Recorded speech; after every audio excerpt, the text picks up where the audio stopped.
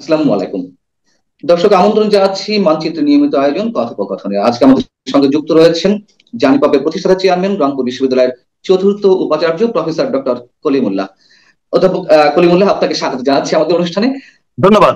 আমার প্রথম প্রশ্ন, আমাদের প্রধান উপদেষ্টা কাতারে থাকাকালীন সময়ে আল জাজিরাতে একটি ইন্টারভিউ দিয়েছেন। সেখানে তিনি মন্তব্য করেছেন যে নির্বাচন প্রসঙ্গে প্রশ্নের পরিপ্রেক্ষিতে তিনি বলেছেন বাংলাদেশের মানুষ এখন অন্তর্বর্তী সরকারকে চায়, তারা অন্তর্বর্তী সরকারের কাজে সন্তুষ্ট, অতএব মানুষ এখনই নির্বাচন চায় না। এর মধ্য দিয়ে তিনি কি বিশেষ কোনো মেসেজ দেওয়ার চেষ্টা করেছেন, যেমনটা এর আগে কোনো কোনো উপদেষ্টা বলার চেষ্টা করছিলেন?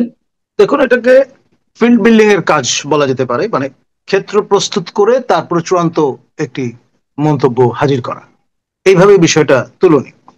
আমি আহ, বেশ কিছুদিন ধরেই বলছি যে বাংলাদেশে আপনার নির্বাচন বিষয়টি হয়ে দাঁড়িয়েছে অলমোস্ট লাইক চেজিং দ্য চিমেরা, অর্থাৎ মরীচিকার পেছনে ছোটা। মরীচিকা মরুভূমিতে আপনার বিভ্রম তৈরি করে, আপনি যতই এটার কাছে যাবেন দূরে সরে যাবেন। এখন আমাদের দেশে নির্বাচন প্রপঞ্চটা সেই জায়গায় গিয়ে পৌঁছেছে। আপনার আহ, প্রথম থেকেই কিন্তু আমাদের মাননীয় ধর্ম উপদেষ্টা তিনি কক্সবাজারে গিয়ে বলেছিলেন যে 2029 পর্যন্ত ছিল ম্যান্ডেট সাবেক সরকারের, সুতরাং আমরা তো লেজিটিমেটলি পুরো সময়টা থাকতেই পারি। ইঙ্গিতটা ছিল এরকম। তারপর এক একজন এক এক রকম কথা বলেছেন, শেষে গিয়ে ওই দেয়াল ঘড়ির পেন্ডুলাপের মতো আপনার একবার ডিসেম্বর আরেকবার জুন এর মধ্যেই আপনার এই কন্টিনিউমে ওঠানামা করেছে বিষয়টা। এবং মজার ব্যাপার হচ্ছে এখানে পরিষ্কার করে বলা নেই যে সাধারণ নির্বাচন হবে, পরিষ্কার করে বলা নেই জাতীয় সংসদ নির্বাচন হবে। নির্বাচন হবে, নির্বাচন বিভিন্ন প্রকারের আকারের আছে। আপনার রাষ্ট্রবিজ্ঞানের দৃষ্টিকোণ থেকে দেখলে আপনার গণভোট এক ধরনের নির্বাচন, তারপর আপনার গণপরিষদ নির্বাচন সেটি আরেক ধরনের নির্বাচন, তারপর স্থানীয় সরকার পরিষদ অনেকগুলো আছে, আপনি ইউনিয়ন পরিষদ, উপজেলা পরিষদ, জেলা পরিষদ, এইগুলো এক ধরনের নির্বাচনের ইঙ্গিত দেয়। আবার সেই সঙ্গে আপনার মহামান্য রাষ্ট্রপতি পদের নির্বাচন সেটা আরেক ধরনের পদ্ধতিতে অনুষ্ঠিত হয়। আবার নির্বাচন পদ্ধতিটা কেমন হবে সেটি ফার্স্ট পাস দি পোস্ট, বর্তমান যে পদ্ধতি প্রচলিত আছে, এক ভোট বেশি পেলে তাকেই জয়যুক্ত ঘোষণা করা হয়, সেটি না আপনার প্রপোর্শনাল রিপ্রেজেন্টেশন সিস্টেম অর্থাৎ সমানুপাতিক প্রতিনিধিত্ব ব্যবস্থা, তা নিশ্চিত হবে। মানে প্রধান রাজনৈতিক যে দলগুলো আছে ক্রিয়াশীল বর্তমানে, তার মধ্যে বিএনপি কিন্তু ফার্স্ট পাস দি পোস্ট এই অপশনের পক্ষপাত। আবার দ্বিতীয় বৃহত্তম যে সক্রিয় দলটি জামাতে ইসলামী, তারা চায় প্রপোর্শনাল রিপ্রেজেন্টেশন সিস্টেম। আর চরমনায়ের পীর সাহেবের দল, তারা চাচ্ছেন প্রপোর্শনাল রিপ্রেজেন্টেশন সিস্টেম। আবার চরমনায়ের পীর সাহেব মমিনুল হক, তারা চাচ্ছেন আপনার স্থানীয় সরকার নির্বাচন আগে হোক। তো ফলে এই যে পরস্পর বিরোধী নানান রকমের দাবি দেওয়া, এগুলোকে রিকনসাইল করবেন কি করে? এবং সেজন্য সুবিধাটা হয়েছে যিনি হনুমানের ভূমিকায় আছেন বা সেরকম একটি ভ্যান্টেজ পজিশনে আছেন, তার পক্ষে পিঠা ভাগ করা সহজ। যেহেতু এক একজন এক এক রকম চাচ্ছে, সুতরাং আহ কাউকে সন্তুষ্ট না করাই ভালো।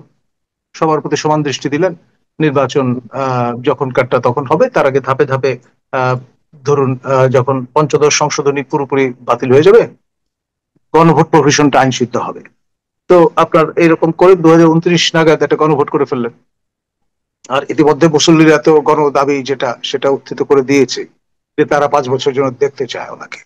আর তিনিও কিন্তু এই ফিডব্যাকটা খুব আন্তরিকতার সঙ্গে মনে প্রাণে গ্রহণ করেছেন। সেজন্যই আল জাজিরা এই যে সর্বশেষ যে বয়ানটি তিনি দিলেন, সেরকম ইঙ্গিতটি করলেন।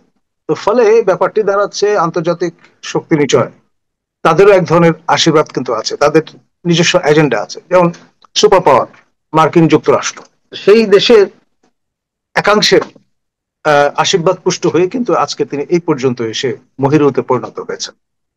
আপনার ক্লিন্টন পরিবার, তারপর আমরা বারেক হোসেন ওবামার আশীর্বাদ পুষ্ট হতে দেখেছি, সর্বশেষ বাইডেন প্রশাসনের নৈতিক সমর্থনই কিন্তু এই বিপ্লব ক্ষমতায় আসে।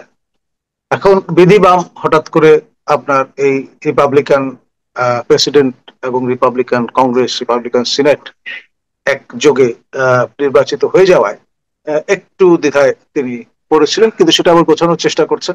আওয়ামী লীগকে নিষিদ্ধ করা সম্ভব হবে বলে আপনার মনে হয়? বা প্রধান উপদেষ্টা যে আল জাজিরার সঙ্গে ইন্টারভিউতে বললেন যে এটি আওয়ামী লীগ এখন ঘোষণা দেয়নি যে তারা নির্বাচন করবে কিনা, এটি প্রশ্নের পরিপ্রেক্ষিতে বলছেন, আবার তিনি বলছেন যে এটি ইসি নিয়ন্ত্রণ করতে পারে, পরক্ষণে আবার বলছেন যে রাজনৈতিক দলগুলো সিদ্ধান্ত নেবে।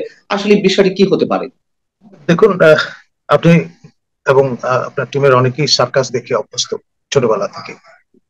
এখানে একটা ক্যারেক্টার সবসময় দেখবেন বাজিকর। এখন আমাদের দেশের সেরা মার্কেটিং ম্যান, সেরা প্যাকেজিং ম্যান হচ্ছেন একমাত্র Nobel laureate son of the soil, professor doctor Yunus. তিনি পৃথিবীর সেরা জুয়েলাইট বলতে পারেন এখনকার বিবেচনা, এবং সেই স্কিলটা যেটা তিনি রপ্ত করেছেন সেই ভেলকি দেখাবার হয়তো দেখবার অপেক্ষায় আছি আমরা। আহ, তার মানে আমরা কি এখনো কোনো কিছু গেজ করতে পারছি না? খেলা অনেক কিছু বাকি রয়েছে। দেখুন, কেউ জানান দিয়ে এইসব কাজ করে না। আপনার হুম। লিখিত ভাবে ঘোষণা দিয়ে বেলফোর ডিক্লারেশনের মতো সেই যুগ নেই, সেই রামও নেই, সেই অযোধ্যাও নেই।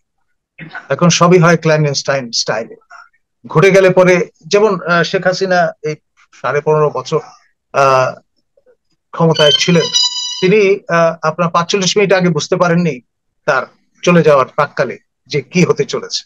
যে হেলম অফ অ্যাফেয়ার্স এ বসে থেকে তিনি যদি অনুধাবন করতে অক্ষম হন, ব্যর্থ হন, তাহলে রেস্ট অফ দ্য পপুলেশন একটা পলাশি যুদ্ধের সময়কার মতো হাতি ঘোরা গেল তল।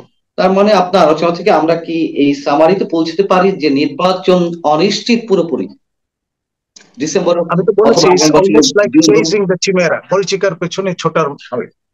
আচ্ছা। এবং আমি একটু যে প্রশ্নটাতে একটু জোর দিতে চাই, ভারতের প্ল্যানিংটা কি? আপনার কি মনে হয় ভারত কতদূর এগোবে তাদের পছন্দের রিজিম আনার জন্য, অথবা শেখ হাসিনাকে ফেরানোর জন্য, এবং শেখ হাসিনা ভবিষ্যৎ? আপনার মন্তব্য। দেখুন, শেখ হাসিনা ইতিহাসের অন্তর্গত একটা বিষয়। এখন আপনার ইতিহাস তো থেমে নেই। এখানে ইনক্লুসিভ নির্বাচনের আওয়াজ প্রথম তুলেছেন একজন যুক্তরাজ্যের মন্ত্রী। তারপর জাতিসংঘ রিপোর্ট যেটা বগলে নিয়ে এত হইচই হচ্ছে, সেখানেও কিন্তু এই তাগাদা প্রদান করা হয়েছে। ইনক্লুসিভ মানে হচ্ছে সকল স্টেক হোল্ডার যারা আছেন সবাইকে অনবোর্ড নেয়া। এখন সেখানে যদি অনবোর্ড নিতে হয়, আপনি আওয়ামী লীগ বাদে, 14 দল বাদে, জাতীয় পার্টি বাদে আপনি যদি নির্বাচন আয়োজন করার চেষ্টা করেন, তখন ব্যাপারটা দাঁড়াবে 14, 18 এবং 24-এর নির্বাচন নিয়ে যে সমস্যাটা, যে প্রশ্নবোধক চিহ্নগুলো উত্থিত করা হয়, একই রকম ঘটনার অপিট বলেই পরিচিতি পাবে। তখন লেজিটিমেসি সংকট কিন্তু কাটবে না, থেকে যাবে। এটা জাস্টিফাই করবেন কি করে? এতগুলো লোক প্রাণ দিল, আমার প্রিয় ছাত্র আবু সাইদ, মুগ্ধ, তাদের দুজনের 2 প্রতিষ্ঠানেই কিন্তু আমি শিক্ষকতা করেছি। আমি মুগ্ধর প্রতিষ্ঠান বিউপির প্রো ভাইস চ্যান্সেলর ছিলাম। আমাদের আবু সাইদের যে প্রতিষ্ঠান বেগম রোকেয়া বিশ্ববিদ্যালয়, আমি 4র্থ উপাচার্য হিসেবে দায়িত্ব পালন করেছি, এবং আমার সময় তিনি ভর্তি হয়েছিলেন ছাত্র হিসেবে।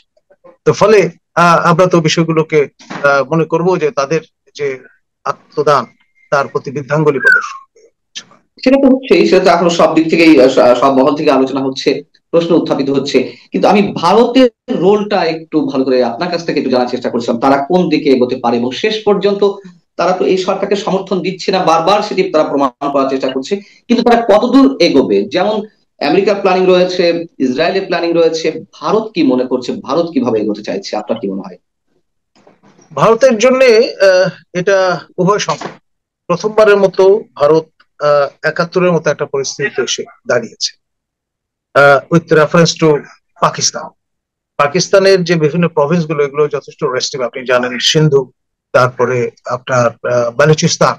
এখন বেলুচিস্তান যদি ইউনিল্যাটারালি স্বাধীনতা ঘোষণা করে বসে, তাহলে এবং ভারত যদি স্বীকৃতি প্রদান করে, পুরো বল গেমটা কিন্তু ডিফারেন্ট হয়ে দাঁড়াবে। In the meantime Israel ইরানকে টার্গেট করে নানান পরিকল্পনা নিয়ে আগাচ্ছে। এখন ধরুন, তাদের যে জার্নল্যান্ড তৈরির যে প্রক্রিয়া, তার সঙ্গে এর সম্পর্ক আছে। তার সঙ্গে আমাদের এই ভারত, যারা পরম মিত্র ইসরায়েলের, এখন ইসরায়েলের টিম, ট্যাকটিক্যাল টিম কিন্তু এখন ভারতে অবতরণ করেছে। কিভাবে পাকিস্তানের এই নিউক্লিয়ার আর্সেনাল, সেগুলোকে নিউট্রালাইজ করা যায়, ক্যাপ করিয়ে দেওয়া যায়, সেই অত্যাধুনিক প্রযুক্তি কাজে লাগিয়ে সেই বিষয়গুলো নিয়ে তারা সহায়তা প্রদান করছে।